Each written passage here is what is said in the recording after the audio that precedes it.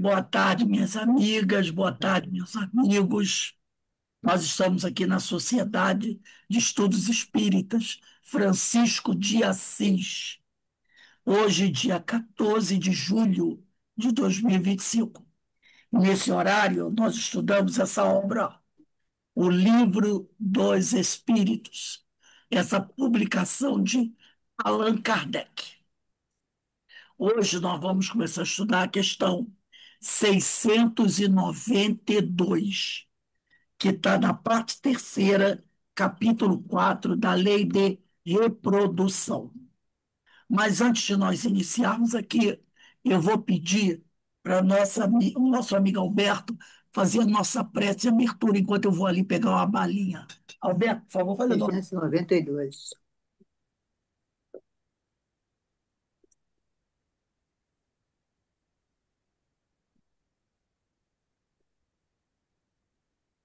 Está sem som, Alberto.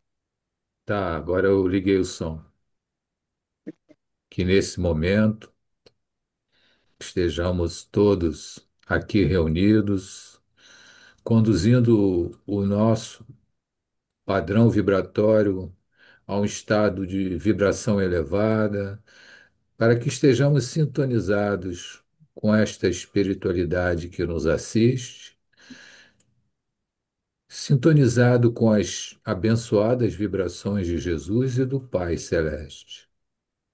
Agradecidos estamos por esta oportunidade de estudo que nos permite ampliar o nosso entendimento e que esse entendimento, tão necessário para o nosso caminhar na direção do progresso espiritual. Portanto, através deste estudo, possamos tirar o maior proveito, o maior, as maiores conclusões a respeito do tema abordado, para que assim possamos seguir sempre no caminho de nosso desenvolvimento espiritual. Agradecidos estamos por este momento.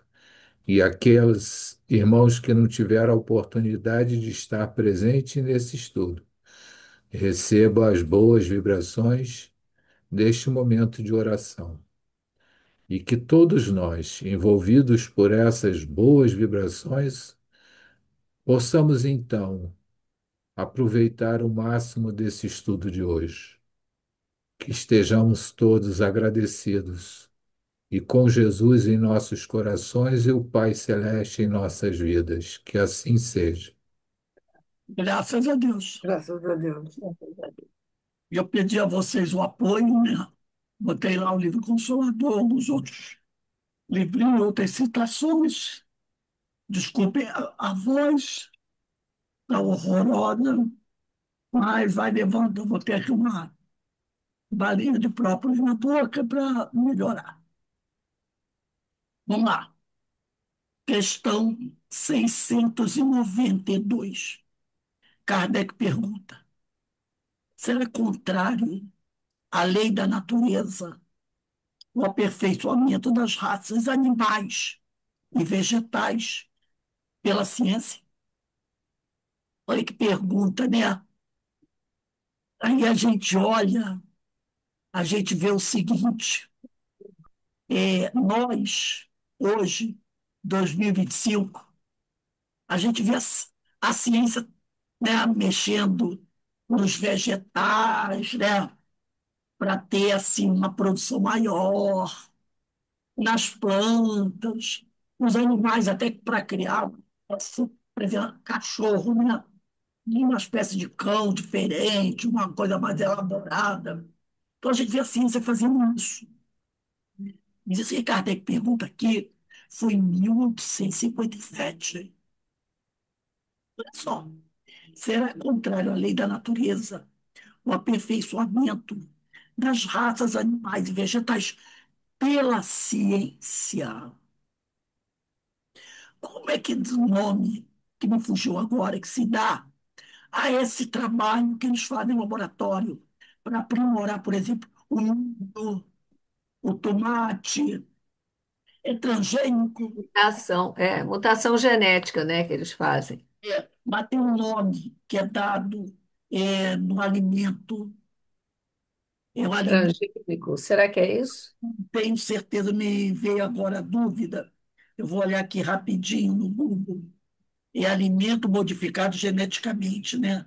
Alimento modificado geneticamente. Só para a gente contextualizar. Alimento modificado com. Eu nem tinha pensado nisso. Geneticamente modificada, é isso mesmo. Geneticamente modificado. Ele tem um É, alimentos né? geneticamente Uhum. transgênicos. É isso mesmo, transgênico, falei a palavra certa. É Transgênico, geneticamente modificados, alimentos transgênicos. São transgênicos. que tiveram seu material genético alterado em laboratório através da inserção de genes de outros organismos com o objetivo de conferir novas características. No Brasil, a soja, o milho, o algodão, o cana-de-açúcar são exemplos de alimentos transgênicos, aprovados para cultivo e consumo. Apesar de existirem debates sobre os riscos e benefícios, estudos comprovam que alimentos transgênicos são seguros para consumo. Então, veja, Kardec está fazendo uma pergunta sobre algo que hoje, no século XXI, é feito. Alimentos estão sendo geneticamente modificados para, né, poder alimentar um grande número de população, né? Então, é, para ter uma produção mais efetiva. Então, esses alimentos estão sendo aprovados. Então, era isso que Kardec estava perguntando. Estava perguntando sobre isso.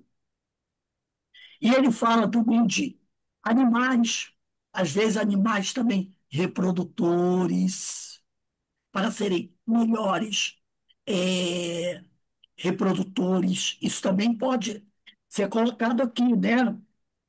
Vou botar aqui também para a gente ver se a gente encontra isso também. Animais geneticamente modificados são aqueles que tiveram seu material genético alterado por meio de técnicas de engenharia genética. Essas alterações podem envolver a introdução, remoção ou modificação de genes, com o objetivo de conferir novas características, melhorar características existentes, né? Então, olha só,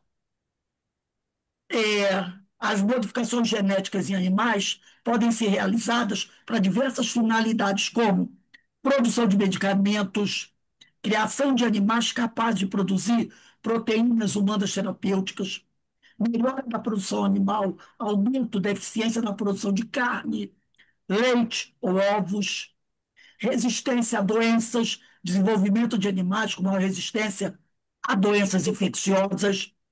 Pesquisas científicas usam estudos sobre doenças humanas e desenvolvimento de terapias.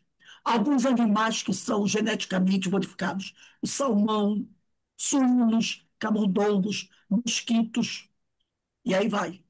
E aí vai.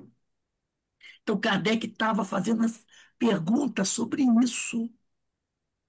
Vegetais e animais geneticamente modificados. Essa pergunta dele, em 1857. E ele diz: seria mais conforme uma pergunta a essa lei deixar que as coisas seguissem seu curso normal?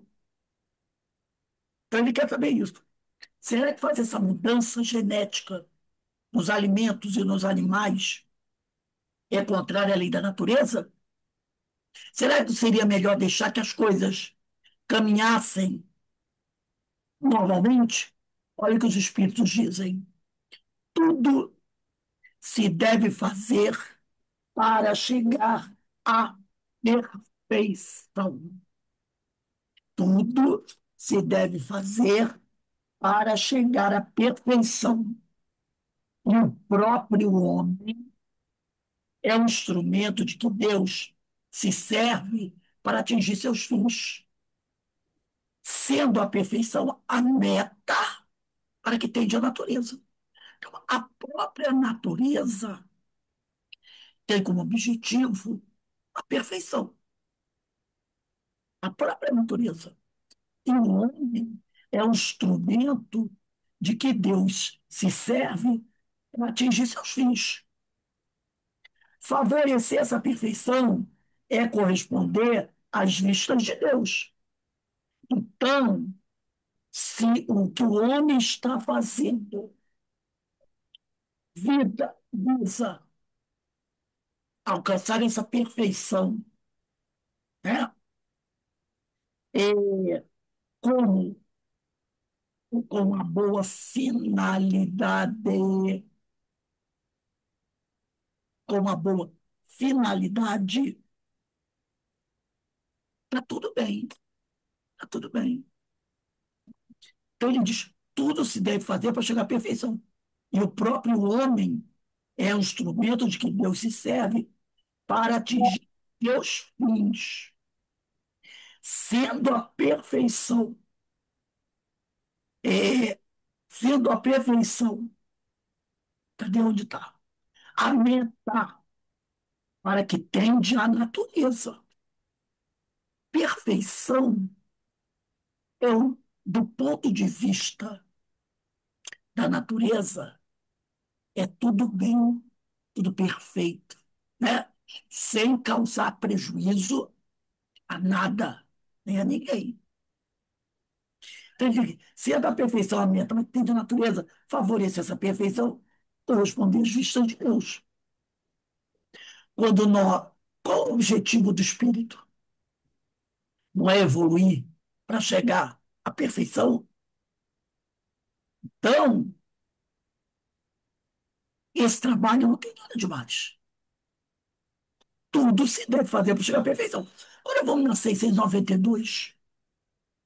Geralmente, os esforços que o homem emprega para conseguir a melhoria das raças nascem de um sentimento pessoal e não objetivo, senão acréscimo de seus gozos. Isto não lhe diminui o mérito. Opa! Agora, ele não está falando mais dessa perfeição que é a meta para que tende a natureza. Olha o que ele diz aqui. Geralmente, os esforços que o homem emprega para conseguir a melhoria das raças nascem de um sentimento pessoal. Aí, que sentimento pessoal é esse? Eu pergunto para vocês. O que é que nós vimos ao longo da humanidade envolvendo o desejo do homem pela melhoria das raças? Qual o sentimento que tem envolvido o homem nessa busca pela melhoria das raças? Egoísmo. Orgulho, egoísmo, não é? É o que ele falou no início da outra pergunta. A perfeição, sendo a perfeição a meta para que tende a natureza? Não. Orgulho e egoísmo. Então, não é essa perfeição a mesma que corresponde às ideias divinas. Então, ele diz aqui, isso, aí Kardec continua a pergunta. Isso não diminui mérito? Aí os espíritos respondem com uma pergunta. Qual é a pergunta que os espíritos fazem? Que importa seja nulo o seu merecimento, desde que o progresso se realize? Cabe-lhe tornar meritório pela intenção do seu trabalho. Então, os espíritos responderam com uma pergunta. Que importa se. Eles perguntaram para Kardec: que importa seja nulo o merecimento, desde que o progresso se realize? Cabe ao homem tornar meritório pela intenção o seu trabalho. Ademais, mediante esse trabalho, ele exercita e desenvolve a inteligência. Sobre esse aspecto, é que maior proveito tira. Então, quando o homem se dedica a melhorar as raças, o que é que ele deve ter em mente? Fazer algo, fazer algo para ajudar no progresso. Para ajudar no progresso. Então, esse é o grande objetivo. E por isso que ele falou que importa seja nulo o seu merecimento, desde que o progresso se realize. Cabe tornar meritório e a intenção o seu trabalho. Então, ele tem que trabalhar de forma que ele busque, ele alcance o mérito pela intenção do seu trabalho.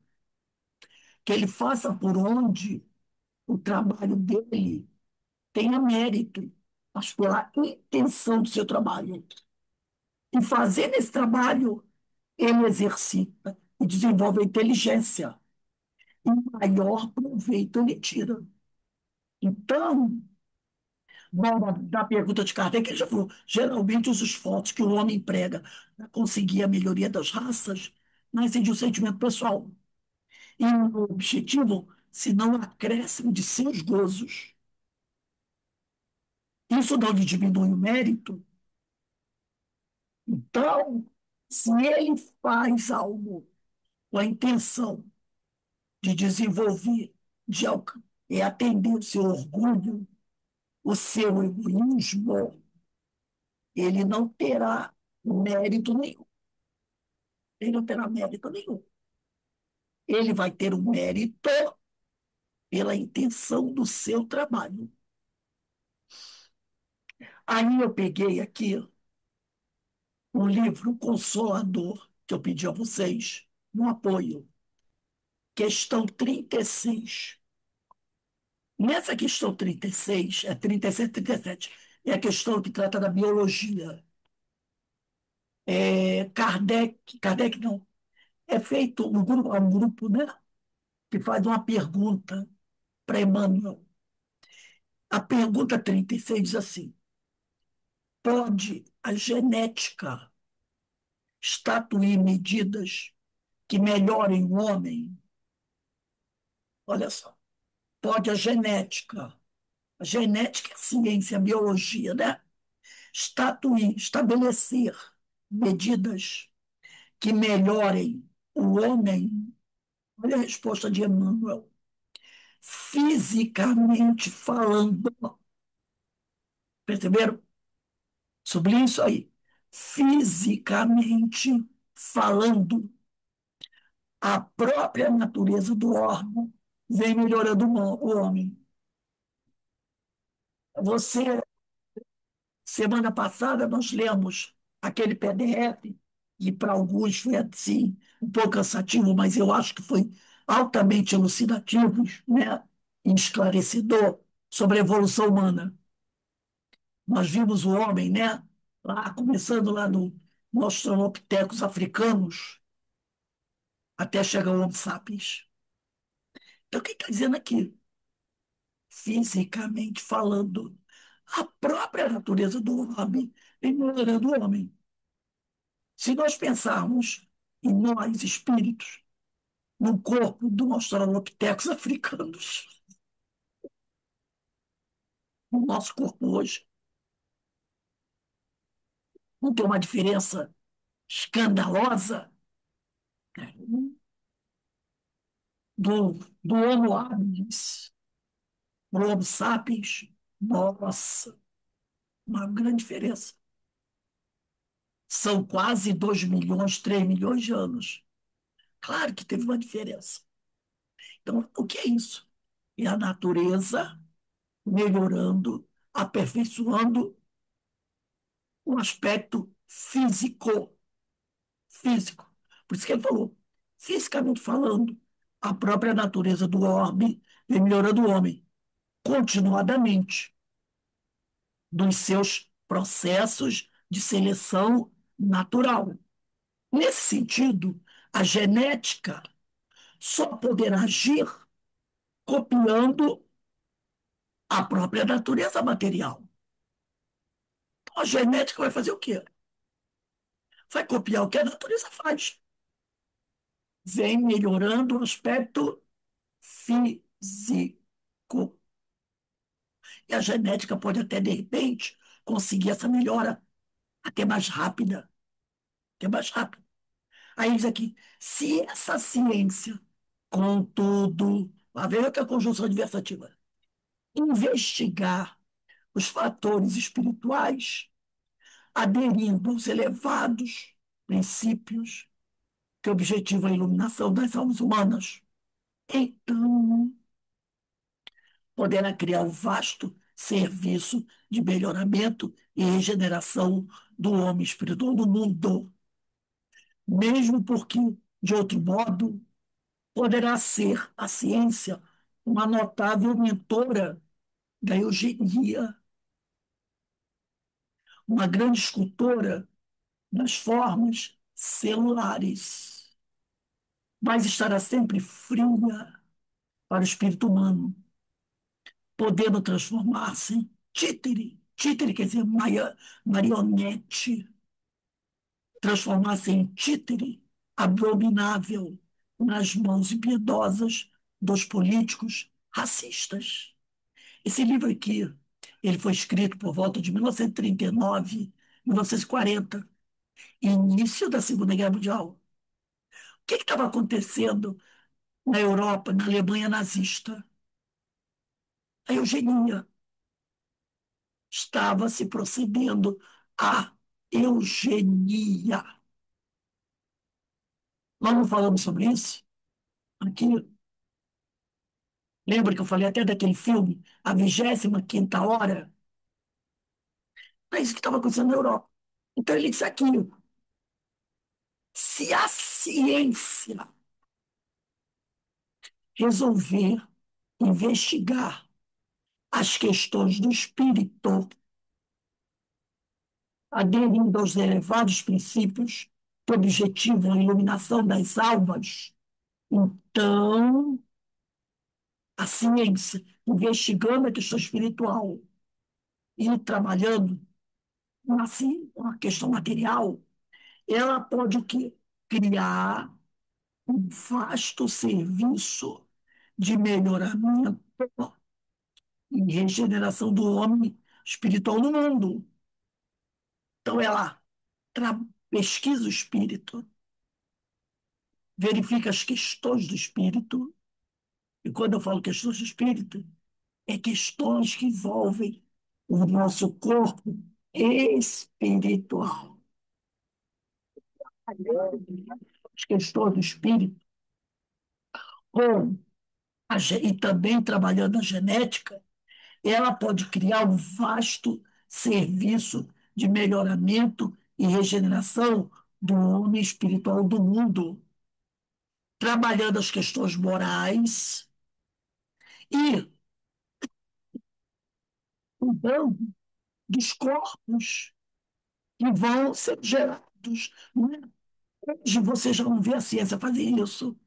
Outro dia eu estava mostrando um médico, é um médico até africano, que uma mãe, a mulher estava grávida, né? A mulher estava grávida, eu não sei se vocês viram essa matéria. Carmen, eu não sei se você viu essa matéria. É um médico africano, a mulher dele estava grávida, a mulher estava grávida, uma mulher grávida, e ele fez, ele retirou o feto, ele retirou o feto do corpo dela, tratou, fez uma cirurgia no feto, corrigindo aquela problemática, e introduziu o feto novamente no útero dela, para ela continuar a gestação. E aquela criança, o corpo dela não vai nascer com aquela anomalia. Agora, se a ciência também estivesse trabalhando a questão espiritual, né? Pesquisando as questões do espírito, está resolvendo dois casos: a questão moral e a questão física. Aquele espírito, né, já vai receber de alguma forma uma orientação, que a ciência já estava pesquisando isso,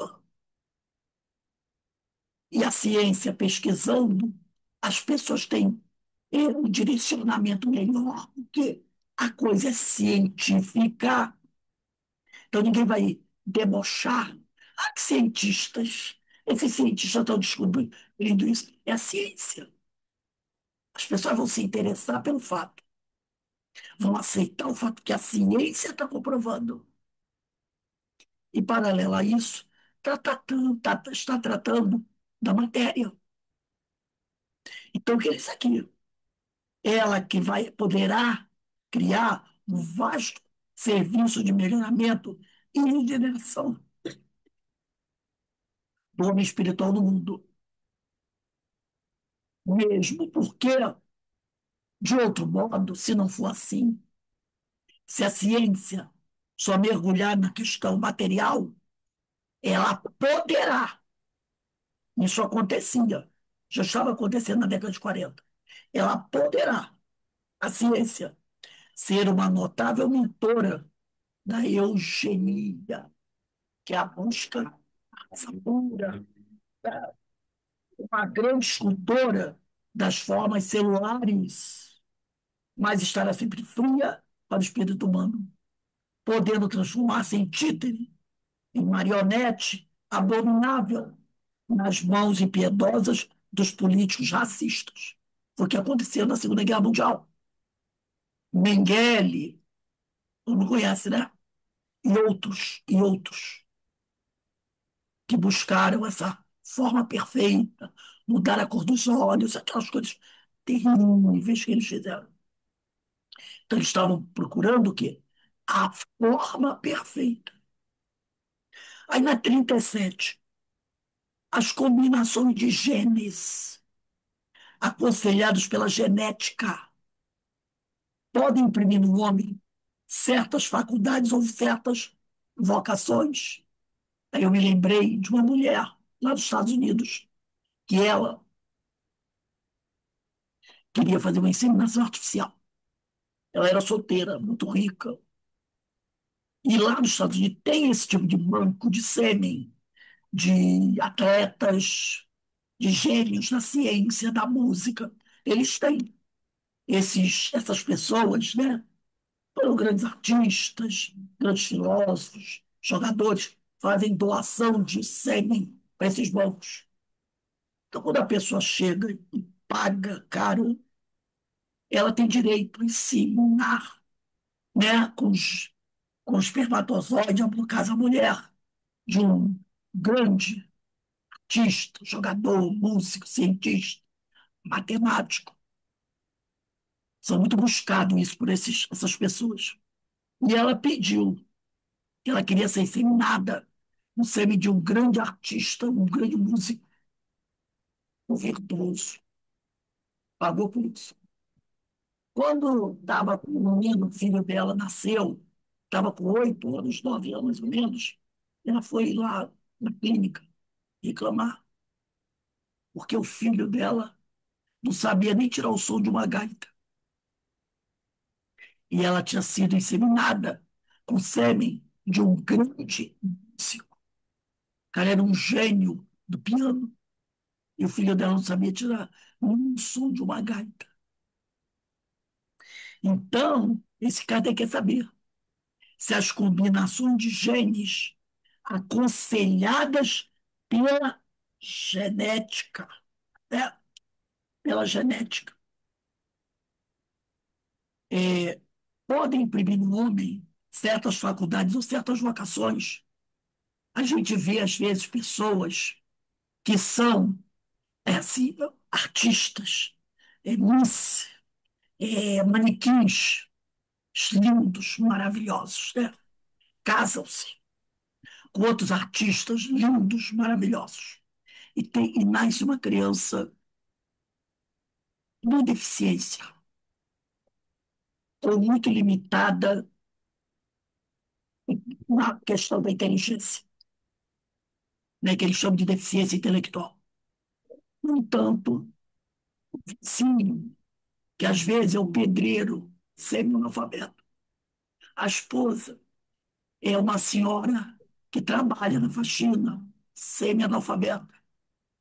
Tem um filho, uma filha, fisicamente perfeita, altamente inteligente, que na escola está sempre se destacando nas suas notas, é, nas suas notas, e vai para a universidade, se destaca na universidade e se forma ganhando, né? Como teve uma outra aí, uma brasileira, que ela foi o primeiro lugar no final do curso dela em Harvard. Em todos os cursos que tem em Harvard, todos os cursos, a nota dela, a média dela foi a maior, a maior. E quantos? Ou então, você vê um Cristiano Ronaldo, que nasceu na Ilha da Madeira, a mãe dele foi abandonada pelo pai quando estava grávida. A mulher trabalhava em 3 empregos como faxineira para poder levar comida para dentro de casa. Ela faz 3 empregos por dia. Ela trabalhava de manhã, de tarde e de noite para poder alimentar o filho. Ele passou fome, era pobre de uma redecinha. Hoje é o jogador mais famoso do mundo, ou talvez o mais rico do mundo. Entendeu? Tem uma infância ao pé, uma, uma bola e um gênio. E outros nós conhecemos, que tiveram infâncias paupérrimas. Haroldo Dutra é um. Analfabeto. Haroldo Dutra é um Só, exemplo. só conseguiu morar com a mãe dele quando ele tinha 9 anos, porque ele vivia Sim. lá em lá, Levando de lá em lá. É. colocando ele de lá em lá. E a mãe dele, analfabeta. Analfabeta. Tanto que um dia, quando ele levou os livros que ele tinha publicado para ela ver, ela começou a chorar.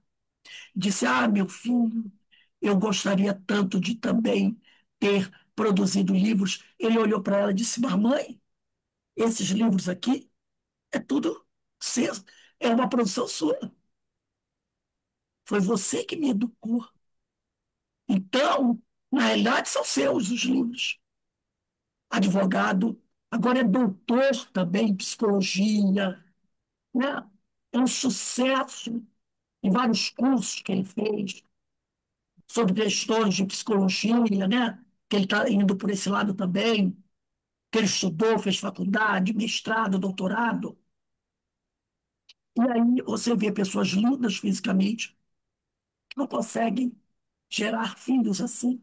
Então a gente está percebendo o quê? Que não tem nada a ver com o corpo. Por isso que essa questão 37, quando perguntam ao Emmanuel, as combinações de genes aconselhados pela genética, manipulação genética, podem imprimir do homem certas faculdades ou certas vocações. Será que uma combinação genética pode fazer alguém se tornar um lindo cirurgião, um advogado? E ele diz assim: alguns cientistas da atualidade, isso lá em 1940, que é publicado esse livro, proclamam essas possibilidades, esquecendo, porém, que a vocação ou faculdade é atributo da individualidade espiritual, inacessível aos seus processos de observação. Os geneticistas podem realizar numerosas demonstrações das células materiais. Todavia, essas experiências não passarão desta zona superficial, que é a matéria. Em se tratando das conquistas, das provações ou da posição evolutiva dos espíritos encarnados. Então, alguns geneticistas dizem que podem fazer isso, que podem, através da manipulação de genes, criar advogados, professores, médicos. Mas nós sabemos, a espiritualidade nos ensinou que essas experiências não passarão dessa zona superficial, em se tratando de conquistas, das provações ou da posição evolutiva dos espíritos encarnados. Então, de repente, você pode ter uma manipulação genética. Vamos imaginar um espírito criminoso de guerra, psicopata. Eu considero todo criminoso de guerra um psicopata. Ele precisa reencarnar, porque ele é o filho de Deus, precisa reencarnar. Então, Deus já consegue lá, meus amigos espirituais, convencer dois espíritos a receberem como filho um criminoso de guerra. Por cargas d'água, esse casal resolve permitir uma manipulação genética para produzir um feto perfeito. Vamos dizer que seja feito isso. É retirado o óvulo da mulher, levado para uma máquina, lá o espermatozoide é introduzido, esse feto começa a se desenvolver, aí e o espírito está lá só, guarda. Aí os geneticistas vão lá, manipulam os genes do feto, no cromossomo, isso, aquilo outro. Depois de que mexeu tudo, manipulou tudo, agora vai vir aí um sensacional. Mas o espírito é de um psicopata, aguardando o trabalho dos geneticistas, que estão preparando. Aí começa a desenvolver aquele ser, aquele corpo lindo, maravilhoso, poderoso. Mas o espírito que vem é de um psicopata. E a gente sabe que o espírito, nesse nível, não é uma encarnação só que resolve. Aí nasce lindo, maravilhoso, do corpo sensacional. Nada até debaixo d'água sem precisar de oxigênio. Perfeito. É o Aquaman. Perfeito. Dá-lhe uma certa idade. Ele promove um escândalo. Aí o geneticista, qual cromossomo que nós não mexemos? Deixamos passar algum. A botar, ai meu Deus do céu, uma célula que nós esquecemos de mexer. Não. Como é que pode? Como é que pode? Ele foi para a igreja, foi para evangelização infantil da casa espírita, foi para todo qualquer lugar. A gente sabe que o espírito desse nível não é 20, 30 anos de evangelização infantil uma vez por semana que vai resolver o caso dele, a moral dele, né? Porque é problema moral que vem de inúmeras reencarnações. Ele vai precisar de muitas reencarnações. Aí, como é que vai explicar? Preparamos tudo. E ele faz esse escândalo. Mostrou quem ele era. E o nosso trabalho foi todo perdido. Provando o quê? É uma individualidade. Então, ele diz aqui, essas experiências dos geneticistas não passarão dessa zona superficial. Em se tratando das conquistas, das provações ou da posição evolutiva dos espíritos encarnados. Eles não vão poder mexer nisso, não vão poder trabalhar as provações com seus bisturis. E também tem uma coisa que eles não conhecem ou teimam em não conhecer, que é a questão do perispírito, tá? É a questão do perispírito. Eu não sei se considerar o ser espiritual, a ciência só pode caminhar para a eugenia. E o nosso perispírito é uma questão que eles não vão conseguir resolver sem, sem observar o perispírito. Eles não vão conseguir essa transformação maravilhosa. Tem um livro aqui, que eu não sei se eu já falei com vocês, esse livro aqui, ó. desmistificando o dogma da reencarnação de Vladimir Sanches, tá? O nome é esse, ó.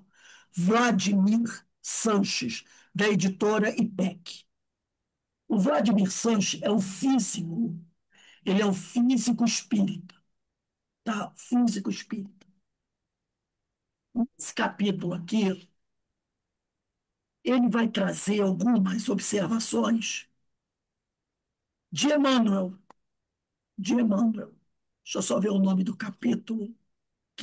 O capítulo é capítulo 4, o corpo perispiritual. É altamente científico essa obra, né? Mas eu destaquei umas coisinhas aqui para a gente analisar. Ele diz assim, ele começa citando um trecho do livro Roteiro de Emmanuel. Não sei se vocês conhecem o livro Roteiro de Emmanuel. No capítulo 6, o livro Roteiro de Emmanuel, capítulo 6, tem por título O Perispírito. Quem quiser anotar, depois buscar, tá? Livro Roteiro de Emmanuel, capítulo 6, Perispírito. E ele vai tirar alguns trechos do livro Roteiro, onde o Emmanuel diz assim: formado de substâncias químicas, olha só, formado de substâncias químicas desconhecidas para o homem. Ele já está dizendo que o perispírito, e Emmanuel dizendo que o perispírito é formado de substâncias químicas desconhecidas para o homem, tá? Para o homem. Ele, o perispírito, é a aparelhagem de matéria rarefeita, alterando-se de acordo com o padrão vibratório do campo interno. Então, o nosso perispírito vai se alterar, tá? Vai se alterar de acordo com o padrão vibratório do campo interno. Depois diz aqui, organismo delicado, com extremo poder plástico, propriedade do perispírito, plasticidade, modifica-se sob o comando do pensamento. É necessário, porém, acentuar que o poder apenas existe onde prevalecem a agilidade e a habilitação que só a experiência consegue conferir. Então, esse, essa alteração, esse alto poder plástico vai se modificando sob o comando do pensamento. Mas é preciso que esse pensamento esteja o que? Desenvolvido. Então, ele diz aqui, onde prevalecem agilidade do pensamento, habilitação, que só a experiência consegue conferir. Então, o quê? Demanda tempo. Aí ele continua aqui. O perispírito, quanto à forma somática, obedece. Isso aqui é interessantíssimo, olha só. O perispírito, quanto à forma, obedece, forma somática, obedece às leis da gravidade, no que se afirma. Depois a gente vai entender isso aqui. Emmanuel dizendo que o perispírito, quanto à forma somática, obedece às leis da gravidade no plano que se afirma. Nossos impulsos, emoções, paixões, virtudes, no mundo do perispírito, se expressam fielmente. Aí ele continua aqui. Segundo Emmanuel, o perispírito é um organismo que possui aparelhos, sistemas, órgãos, tecidos, células e moléculas que lhe permitem viver e realizar trabalho. Esse corpo perispiritual de matéria rarefeita não é igual para todos os espíritos.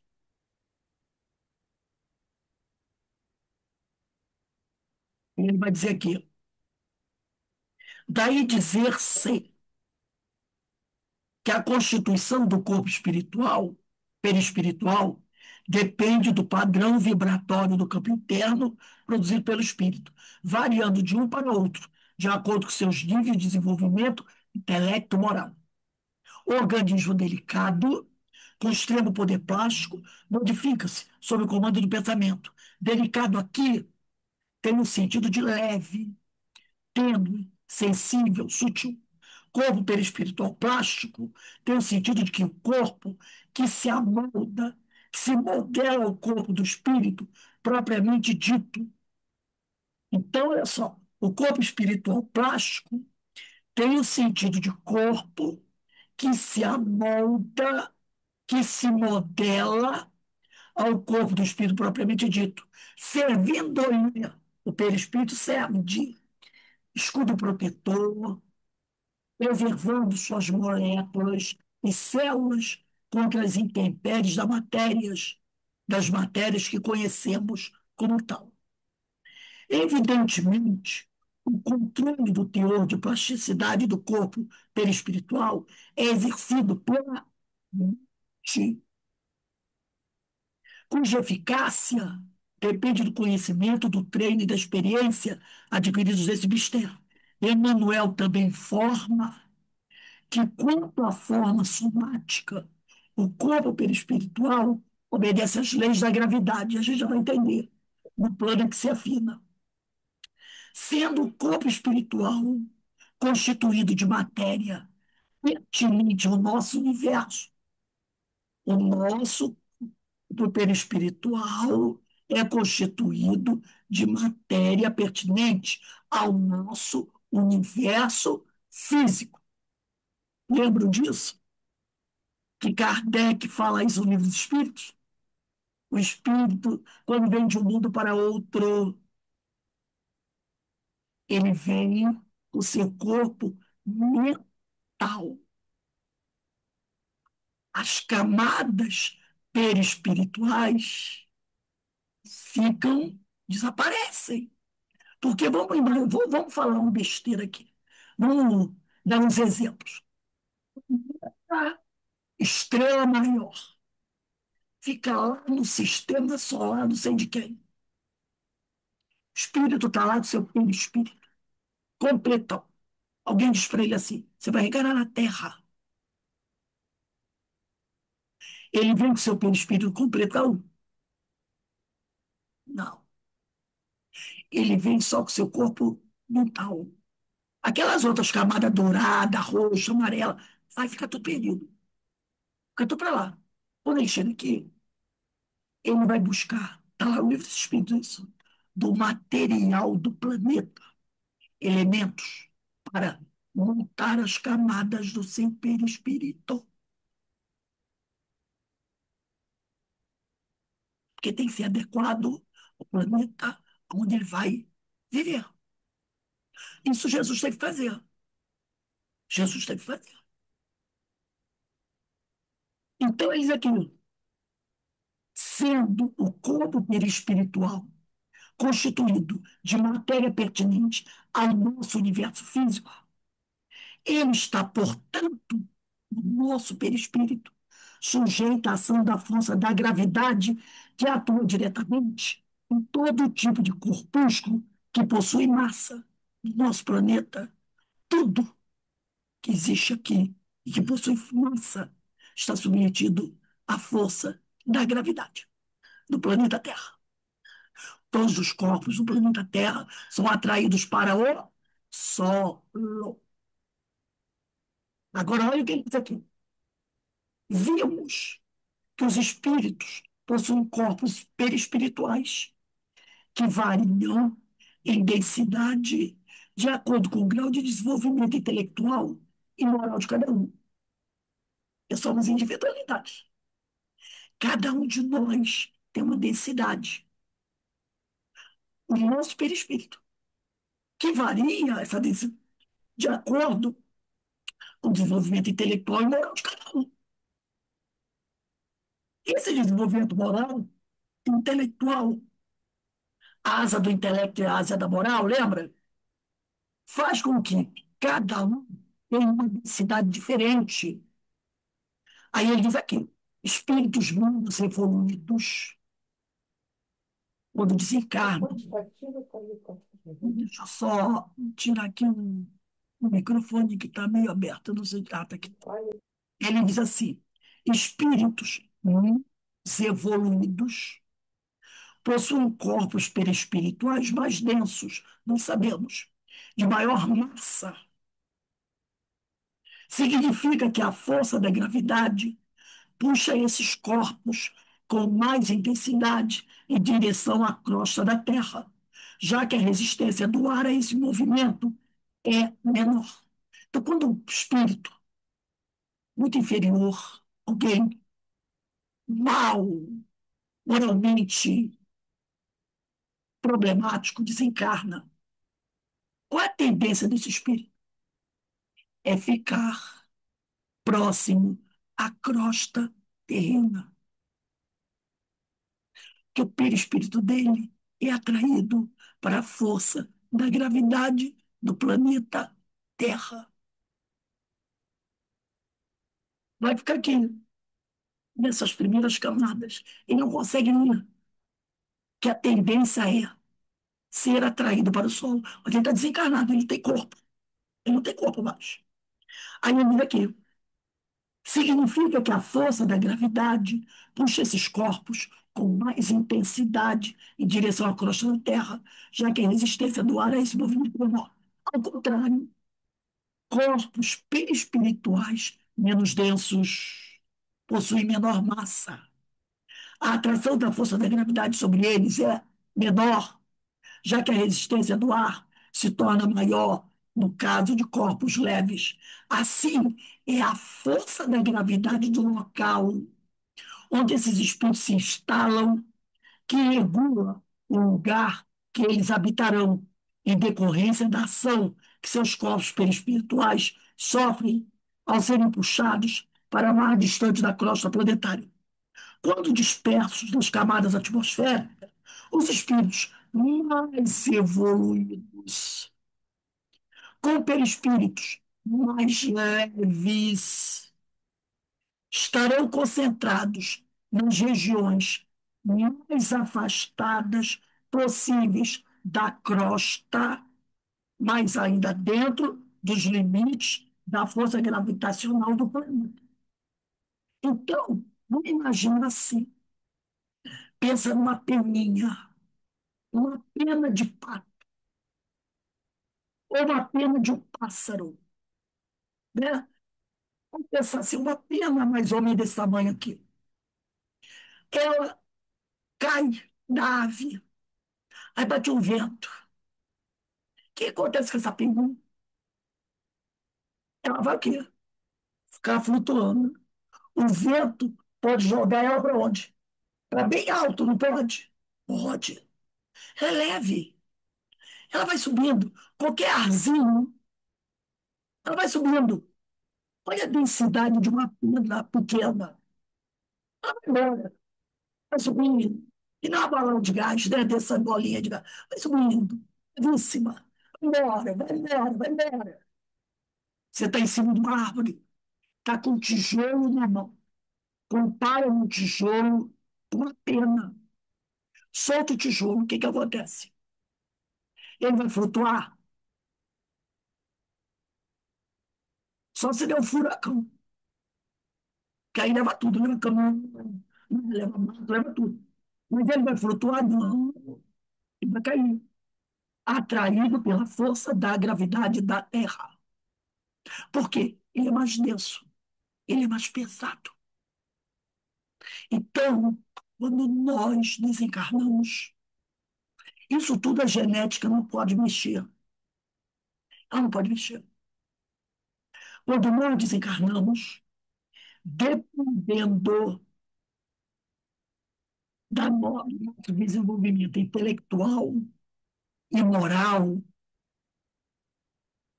nós que não temos corpo físico, se a gente está com corpo físico, está todo mundo igual aqui na Terra. Todo mundo anda com o pezinho no chão. Ninguém flutua. Ninguém é super-homem, porque a força da gravidade atrai nossos corpos para o chão. Mas quando a gente perde esse corpo físico, aí não fica tudo igual, não. Aí não ficamos igual. Porque aí vai ser levado em consideração o quê? A densidade do nosso perispírito. Aquele que tem perispírito muito denso, a força da gravidade do planeta vai afetar. Porque o perispírito é feito de matéria. E a gravidade da Terra atrai toda a matéria. Quando foi a matéria, mesmo sendo o perispírito, que é feito de matéria, a força da gravidade atua sobre ele. E ele não consegue disparar. Ele vai ficar preso nessa região umbralina, que chama de umbral, né? Nessas camadas mais periféricas do planeta Terra, tá? Dali, muitas vezes, ele já reencarna e fica assim, ó, e não consegue passar dali. A Ivone Pereira fala isso no livro Memória Suicida, no capítulo 1, numa nota de rodapé, quando ela fala dos suicidas. Se a pessoa já tem um desenvolvimento intelectual e moral mais elevado, o perispírito dela é menos denso. Então, quando ela desencarna, ó, ela já não fica aqui. Ela já vai, ó, porque não tem tanta resistência. Então, ela pode ficar em camadas mais elevadas do planeta, mas tudo dentro, tá, da força gravitacional do planeta. Ela fica aqui, ó, em locais melhores. Aí ele continua aqui. Ao contrário, os menos evoluídos estarão próximos à crosta ou sobre ela, disputando espaço com aqueles que se encontram encarnados. Muitas vezes, eles não conseguem nem sair daqui, eles não conseguem nem ficar nessas. O planeta está aqui, né? Eles não conseguem nem ficar aqui, ó. Eles ficam aqui entre nós, indo trabalhar todo dia, andando dentro de casa todo dia. Nem sair daqui eles conseguem, disputando espaço entre nós. Aí ela diz aqui, continuando Emmanuel informa ainda que os impulsos, emoções, paixões e virtudes se expressam realmente no corpo perispiritual. Olha, e eu compilei frequências que Emmanuel fala de perispírito.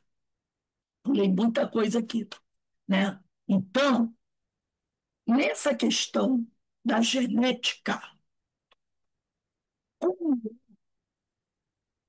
que os geneticistas vão mexer nisso? Vão conseguir? Eles, então, elaboram um corpo sensacional para um espírito que está preso aqui entre nós ainda. Aí a espiritualidade decide que ele vai reencarnar. Ele não saiu nem da Terra, mas está na hora dele reencarnar. Pega ele daqui e traz para cá novamente. Ele da Terra saiu. Ele morreu, mas ficou aqui. Mas, dali um tempo, vamos promover uma reencarnação para ele. Aí a mamãe e o papai, num laboratório desse, quer um corpo espetacular, quer um filho, um corpo de Brad Pitt. Né? O geneticista, olha, tá melhor que Brad Pitt. Aí quem é que vem? Ele, que ainda está aqui preso aqui, na gravidade do planeta, devido à densidade do seu perispírito. Daqui a alguns anos, o Brad Pitt parece ser o quê? Drácula. Meu Deus, demos tudo por essa criança. Como é que os médicos vão ficar assim, nós mexemos todos os cromossomos, até da unha. E o cara me faz um negócio desse. invade um lugar, mata todo mundo, explode lá, é canibal, isso e aquilo outro. Como? Como? Porque não consegue trabalhar a questão espiritual, não reconhece a questão espiritual. Então, enquanto não conhecer a questão espiritual, é o que ele diz na questão 36, né? 36, ele diz aqui, ó, a ciência, se não cuidar da questão espiritual, estará sempre fria para o espírito humano, podendo transformar-se em títere de uma marionete abominável nas mãos impiedosas dos políticos racistas que querem fazer uma raça pura. Mas e daí? É. Vamos dar uma olhadinha na questão 600, não, já vimos a 692, sabe? Então, veja só, né, Kardec traz uma questão. A gente não pode esquecer o seguinte: é, quando a gente lê um texto desse, a gente tem que lembrar, né, que sempre lembrar de uma coisa chamada matriz epistemológica. O que significa isso? Matriz epistemológica. É eu perguntar o seguinte: qual o conhecimento que se tinha na época, quando a pergunta foi feita? Qual o conhecimento que Kardec tinha na época sobre isso, quando a pergunta foi feita?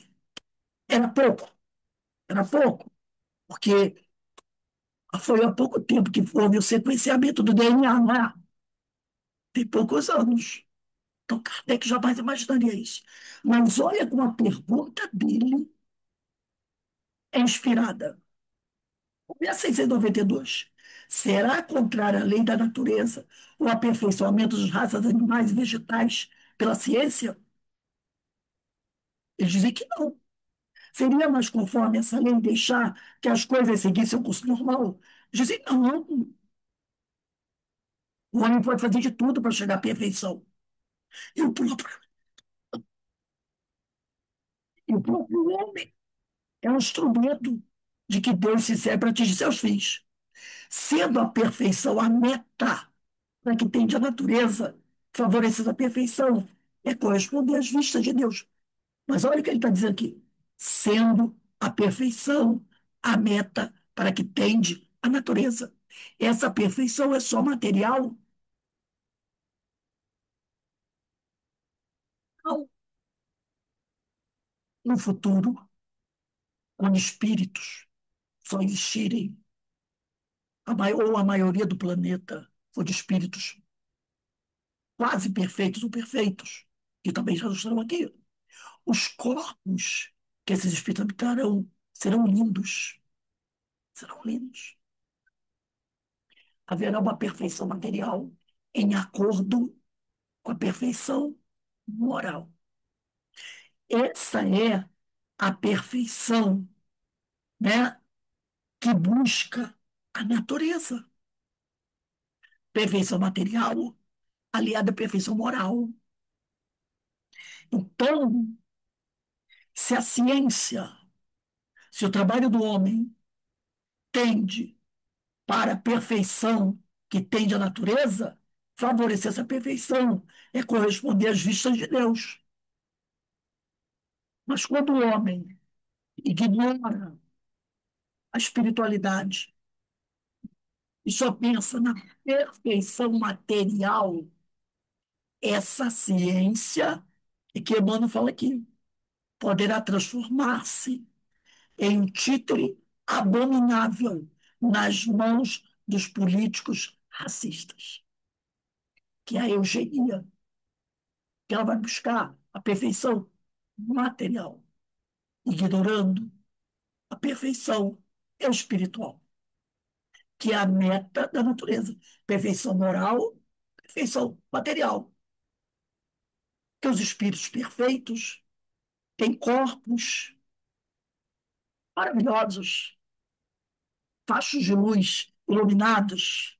Imagina Jesus naquela cena da transfiguração, né? Lembra quando Jesus apareceu transfigurado? Os discípulos ficaram vendo. Que coisa, que cena belíssima. Quando Jesus partiu, depois dos 40 dias, né? Que ele, depois da morte dele, entre os apóstolos, toda aquela cena que a gente vê, né? Jesus iluminado subindo aos céus, em seu perispírito. Que cena belíssima, que corpo maravilhoso, perfeito. Tudo conjugado, espírito e matéria, a perfeição total. Essa perfeição que visa a natureza, né? Então, se é para alcançar isso, não tem problema nenhum. Agora, como o homem ignora a questão moral, a questão espiritual, questão moral, a questão espiritual, ele quer construir corpos perfeitos para colocar ali para serem seres perfeitos. Mas não vai conseguir, não vai conseguir. Ele vai fazer linha de montagem, 50 seres iguaizinhos, gêmeos, imagine, clones. Pode fazer? Pode. Espiritualidade não está esquentando. Faz 50, tudo igualzinho. Gêmeos, igualzinho. Aí a espiritualidade diz assim: ir lá, aquela porta do manicômio, traz 50 de lá para você reencarnar. Bota um em cada corpo. Eles vão ter 50 seres totalmente diferentes. A cara é a mesma, mas cada um vai ter a sua individualidade. Que eles não compreendem isso. Eles não compreendem isso. Então a ciência tem que trabalhar pela moralização do espírito. E é seguir esses corpos perfeitos, mas que serão habitados por espíritos evoluídos. Tá? Então, achei muito interessante esse estudo, esses textos do Emmanuel. Olha como Emmanuel é profundo nesses textos. Tem gente que não gosta, mas Emmanuel tem muita coisa. Esse livro roteiro é maravilhoso, gente.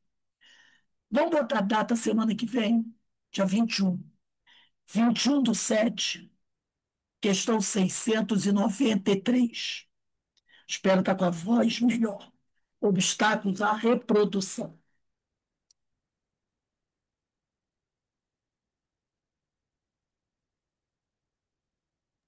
Ô, Rose, tem uma lógica incrível essa questão da gravidade, né?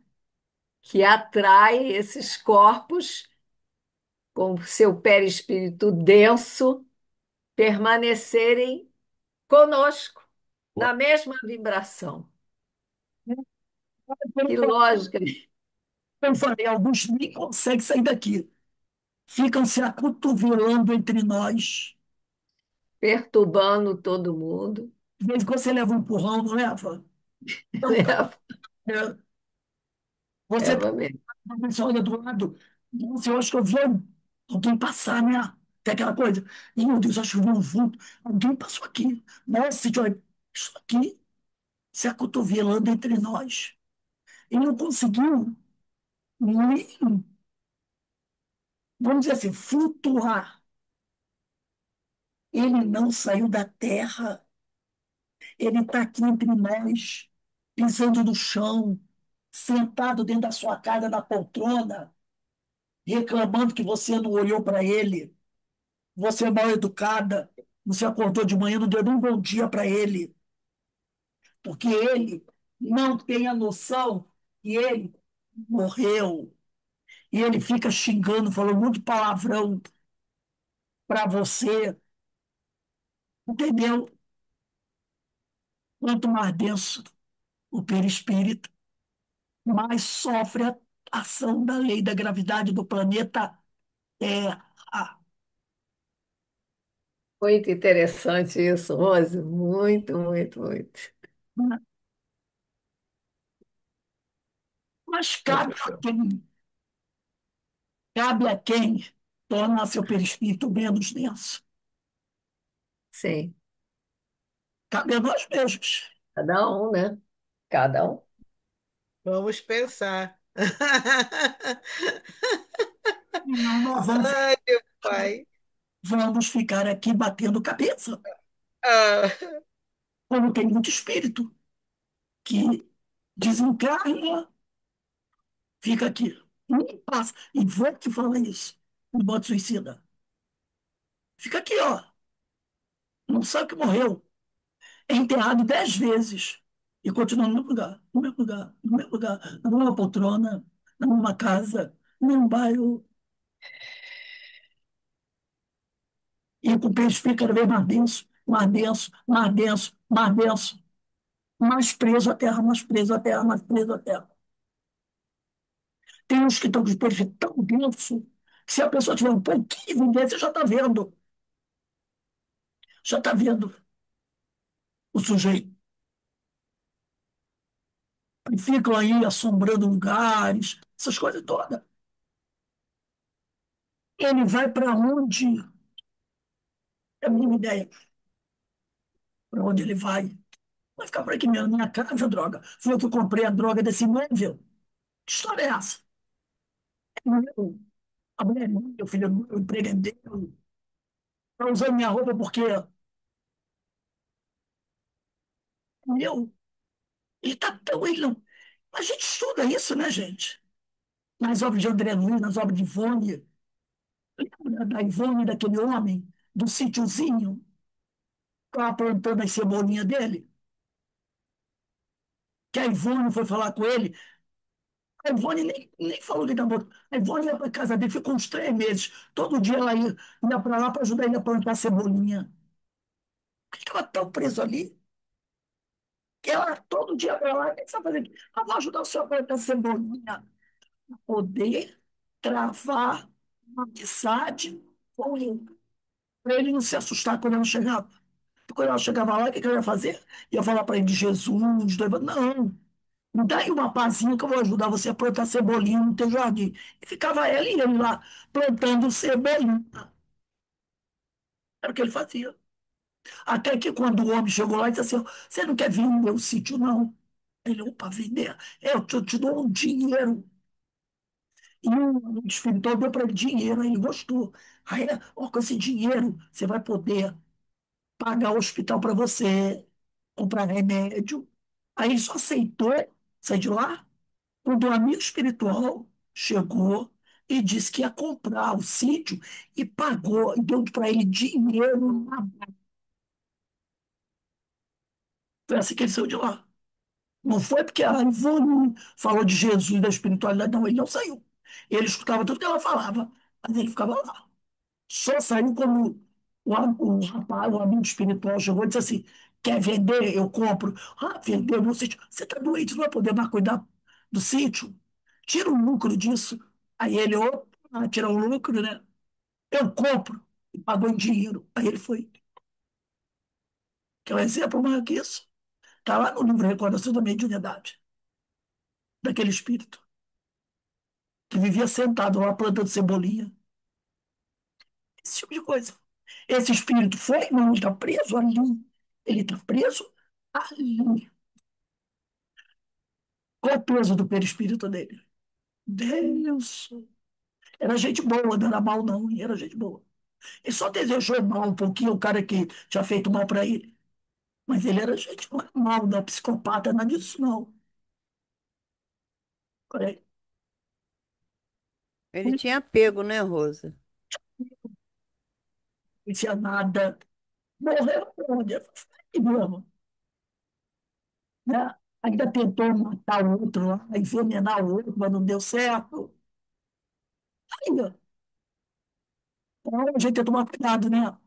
Vamos entrar, vamos para a balança, se pesa lá na balança, pensa quanto é que está pesando meu perispírito, vamos tratar de fazer uma dieta para diminuir o peso desse perispírito, senão a coisa vai complicar.